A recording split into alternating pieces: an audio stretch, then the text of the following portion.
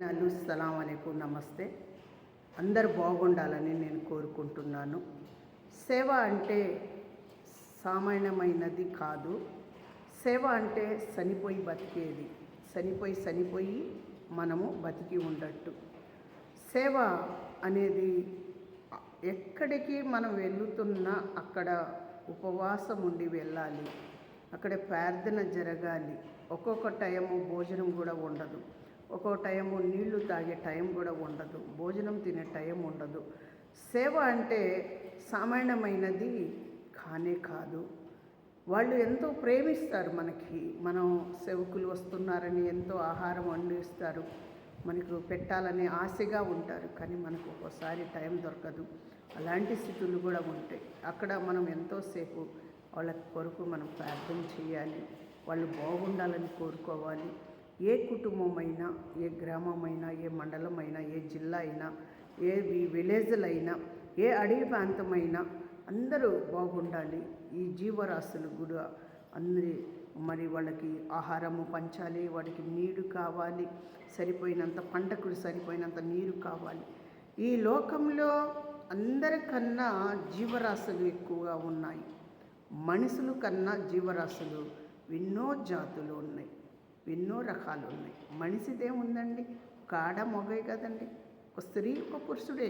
దేవుడు ఆనాడు ఆదం హవ్వకి కదా సృష్టించింది. కానీ ఈరోజు జీవరాశులు ఎన్నో రకాలు, ఎన్నో జాతులు, ఎన్నో రకాలుగా దేవుడు పుట్టించాడు. వాళ్ళందరినీ కూడా దేవుడు కాపాడుతున్నాడు, మనకు కూడా దేవుడు కాపాడుతున్నాడు.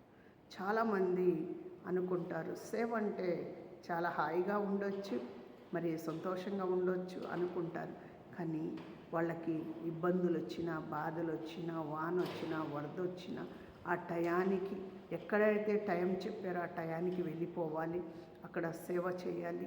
వాళ్ళ కుటుంబం బాగుండాలని, వాళ్ళ కుటుంబాలు ఏ సమస్యలు ఉండ, ఏ సాతాను ఉండ, ఏ చేతబడి శక్తులు ఉండ, ఏ నరిజోష ఉండ, మరి వాళ్ళ కుటుంబాల స్థలాల్లో ఏ సాతాను శోధన వెంటాడుతున్నా కూడా అవన్నీ వెళ్ళిపోవాలని మనం ప్రార్థన చేయాలి. వాళ్ళ కొరకు మనం ముందుకు నడవాలి. అందరూ బాగుంటేనే కదా మనం బాగుండేది. ఈ లోకంలో వింత నశించిపోతున్నారండి. చెడు మార్గం, చెడు సవాసాలు, కనీసము చెడులో ఎంత బానిసైపోతున్నారండి. ఒక స్త్రీ బానిసైపోతుంది, ఒక పురుషుడు కూడా బానిసైపోతుంది. ఎంతమందికి తప్పుల వల్ల ప్రాణాలు పోతున్నాయి. ఒక మంచి తోవ నడవాల, ఒక స్త్రీ ఒక తప్పు చేసేవాడు అయి ఉంటే ఒక స్త్రీ ప్రాణం కోల్పోతుంది, ఒక పసిబిడ్డలు ప్రాణాలు కోల్పోతున్నారు. ఎంతమంది అండి, ఎంతమందికి ఇది పాపం అనేది చేస్తారు. ఎంతమందిలో పాపం అనేది ముందుకు నడుస్తుందో ఆ పాపము దేవుడు ఒకరోజు విడుదల దయచేస్తాడండి. పాపము చేయకుండానే వంచేస్తాడు. అవసరమైతే అంజరపు చెట్టుని తీసేసినట్టు కూడా భూమి నుంచి తీసేస్తాడు. ఎంత జాగ్రత్తగా ఉండాలంటే అంత జాగ్రత్తగా మనం ఉంటేనే పరలోక రాజ్యం ఉంటుంది, లేకపోతే నరకం ఉంటుందండి. వాళ్ళు చనిపోతే 1 నిమిషంలో 2 నిమిషాల్లో చనిపోతారండి. మీరు జీవితకాలము మీకు శిక్ష దేవుడు వేస్తాడు, నరకంలోనే వేస్తాడు.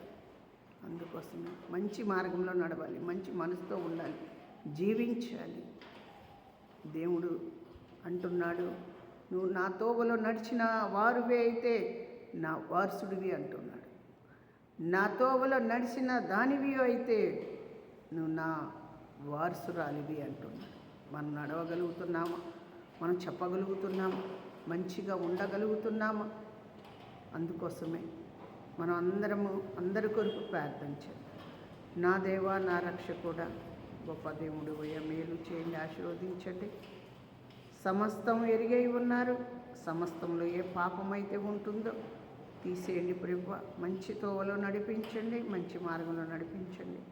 మీ ఘనమైన కార్యాలు మీరు జరిపించండి, మేలు చేయండి, సహాయము దయచేయండి. ఈ ఉదయకాలము సమయం ఎవరికి ఏ ఇబ్బందులు ఉన్నాయో తండ్రి మీరు తీర్చి ఆశీర్వదించి ఘనపరిచి మేలు చేయండి. యేసు నామములో అడిగి వేడుకుంటున్నాం తండ్రి, ఆమేన్. అందరికీ వందనాలు. యేసు నామంలో అస్సలాము అలైకుం, నమస్తే. అందరూ బాగుండాలని కోరుకుంటున్నాను. మీరు కూడా అందరూ బాగుండాలని ప్రార్థించండి.